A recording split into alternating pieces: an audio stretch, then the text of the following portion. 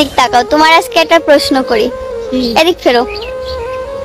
প্রশ্নটা হচ্ছে, আমার ভাই তো সবসময় বলে মুসলিম হয়ে যাবে ও বড় হলে, তোমার কি কোনো আপত্তি আছে?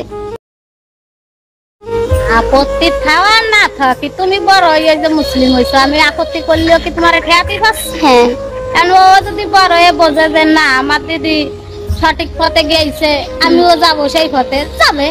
আমাকে আপত্তি থাকলি বা কি হবে আর না থাকলি বা কি হবে? তোমার কি কোনো আপত্তি নেই? আমি তো সে কথা তাহলে যখন আমার ভাই মুসলিম হবে তোমরা কি হবা? আমরা ওই আর না ওই সেটা তো পরে। তুমি কি কর, তুমি বাবা মারে কি করবা?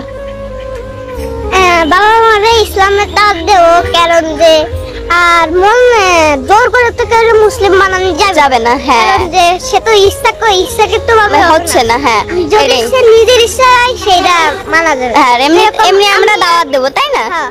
এমনি আমরা দুই ভাই বোন বাবা মারে সবসময় দাওয়াত দেবো।